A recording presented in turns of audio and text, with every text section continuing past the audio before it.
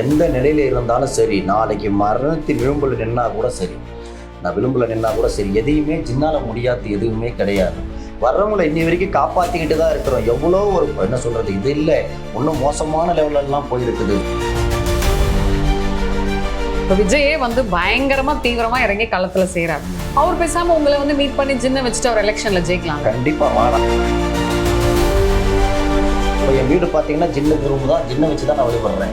என்னுடைய ஆஃபீஸில் ஜின்னு தான் இருக்குது. இப்போ நான் காலகாலமாக இதை தான் வழிபடுறேன்.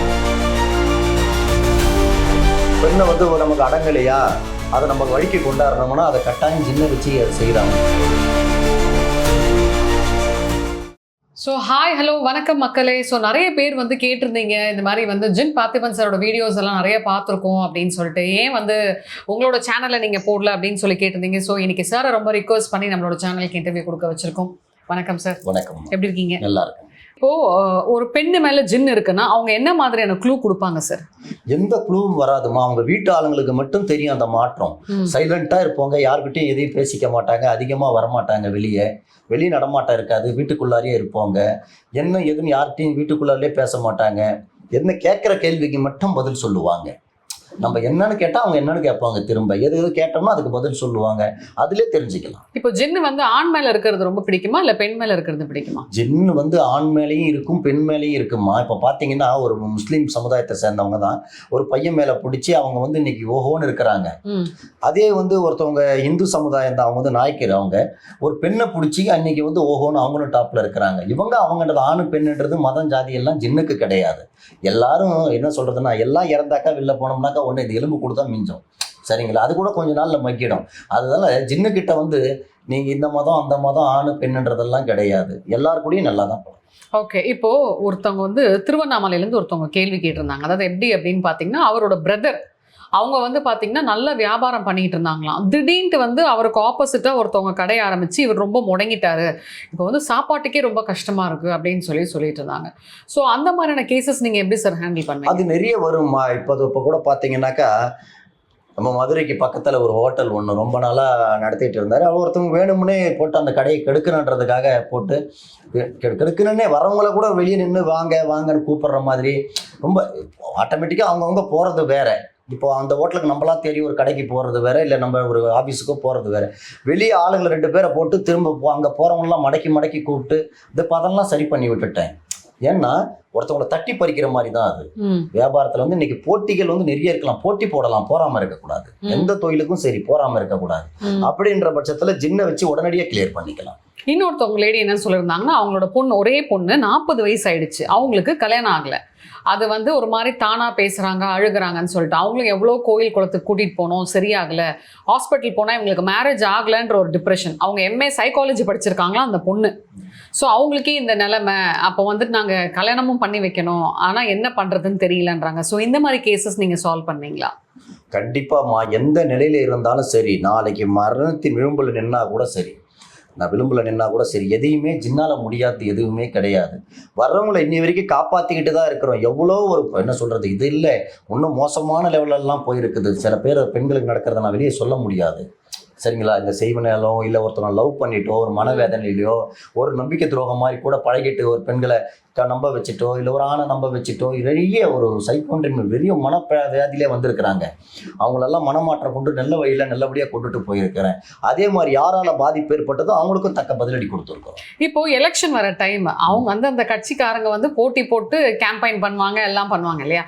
என்னோட ஒரு சந்தேகம், ஒரு பாமர மக்களாக நான் கேட்குறேன், இப்போ விஜயே வந்து பயங்கரமா தீவிரமா இறங்கி களத்தில் செய்கிறார். அவர் பேசாம உங்களை வந்து மீட் பண்ணி ஜின்ன வச்சுட்டு அவர் எலெக்ஷன்ல ஜெயிக்கலாம். கண்டிப்பாமா. நான் என்ன சொல்றேன், எல்லாரும் மனிதன் தான், எல்லாருக்கும் அடிப்பட்டா வலிக்கும், எல்லாருக்கும் துக்கம் வந்தா அழுவாங்க தான், புரியுதுங்களா? கண்டிப்பா நம்பி வரவங்களுக்கு கண்டிப்பா கை கொடுக்கும். இவரு அவருன்றது விஜய் உங்களை வந்து மீட் பண்றாருன்னா கண்டிப்பா உங்களால கண்டிப்பா ஜெயிக்க வைக்கலாமா? இது வந்து நான் என்ன சொல்றேன், நம்ம கிட்ட என் தொழில் சார்பா என் தொழில் மேல உள்ள நம்பிக்கையில தான் நான் சொல்றது. கண்டிப்பா நம்பி வரவங்கள கண்டிப்பா நான் ஜெயிக்க வைக்கணும், ஜின் கட்டாயம் ஜெயிக்க வைக்கும், சரிங்களா? இப்போ ஜின்னு வந்து பொதுவா நிறைய பேர் சொல்றாங்க இந்த மாதிரி. இப்போ ஊடகத்துல நம்ம எடுத்து பார்த்தோம், இப்போ ஜின் அப்படின்னு போட்டோம்னாலே ஒருத்தவங்க ஒரு கருத்தை சொல்றாங்க இல்லையா? இப்போ சில பேர் சொல்றாங்க பால் அடிஞ்ச வீட்டுல இருக்கும், கக்கூஸ்ல இருக்கும், இருக்கும், சாக்கடையிலலாம் இருக்கும் அப்படின்றாங்க. இதெல்லாம் உண்மையா சார்? அப்படியெல்லாம் வாய்க்கு வந்தபடி எல்லாம் சொல்றதெல்லாம் வந்து அது வந்து கெட்டதெல்லாம் கூட இவங்க எல்லாம் ஒண்ணா ஜின்னை பத்தி என்னன்னு தெரியாதவங்க தான் சொல்றது. அது பால் அணிஞ்ச கிணத்துல இருக்கும், பால் அணிஞ்ச வீட்டுல இருக்கும். ஏன்னா அது ஜின் இருக்கிற இடங்கள் இதுதான். மற்றபடி அவங்க சொல்ற மாதிரி சாக்கடை சந்து கக்கூசு. பொந்து அதெல்லாம் போய் அங்க போய் என்ன வேலை யாருக்கும் தான் பொதுவாக தான் கேட்கறேன். ஒரு விழிப்புணர்வுக்காக தான் நான் மக்கள் கிட்ட சொல்லிக்கிறேன். எங்க போய் என்ன பண்ணும்? இப்போ எல்லார் வீட்லயும் தான் கக்கூஸ் இருக்குது, எல்லார் வீட்லயும் தள்ளி எந்த பிரச்சனை யாருக்கு இருக்குது? எதுவும் கிடையாது. அப்படி அது இருந்தாக்கா உள்ள மற்ற மக்களை விடுமா உள்ள? அதெல்லாம் எதுவுமே கிடையாது. எனக்கு அந்த டவுட் இருந்துச்சுன்னா, இப்போ நம்ம ஒரு வீடியோ எடுக்கிறோம்னு வைங்களேன், என்கிட்டே இப்போ வந்து பப்ளிக் கேட்குறாங்க. அதுதான் நான் ரொம்ப தெளிவு பண்றேன், நீங்களும் தெளிவு பண்ணுங்க. இப்போ சாருக்கு நீங்க இன்டர்வியூ எடுக்கிறீங்களே, கக்கூஸ்லாம் இருக்கக்கூடிய ஜின்னு வந்து எப்படி வந்து காசு கொடுக்கும், அதை கொஞ்சம் கிளியர் பண்ணுங்க சார். அதெல்லாம் கிடையவே கிடையாது.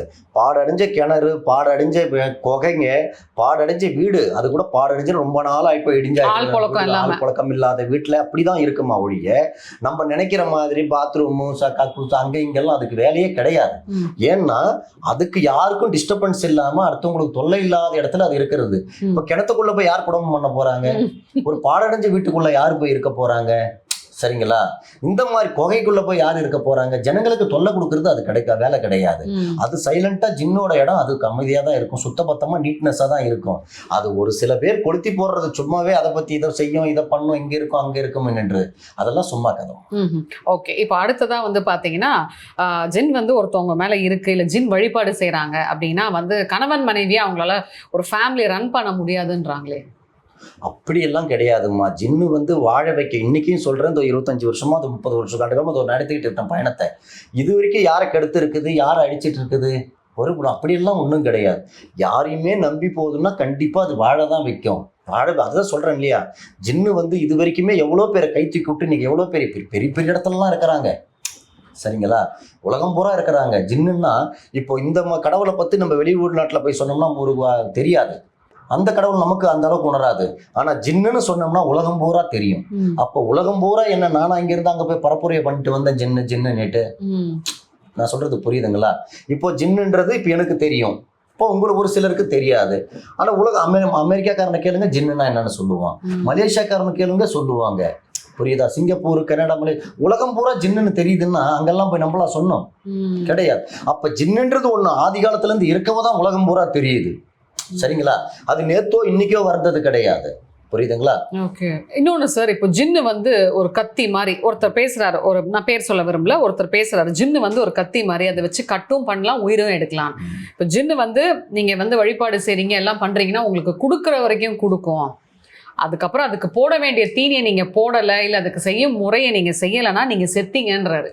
அப்படியெல்லாம் எதுவும் கிடையாதும்மா. போட வேண்டிய தீனி செய்ய வேண்டியது. ஜின்னுக்கு போய் நீ எல்லாம் தீனி கொடுக்கவே முடியாது. அது உலகத்துல அதுதான் நமக்கு கொடுக்கும், நம்ம அதுக்கு கொடுக்க முடியாது.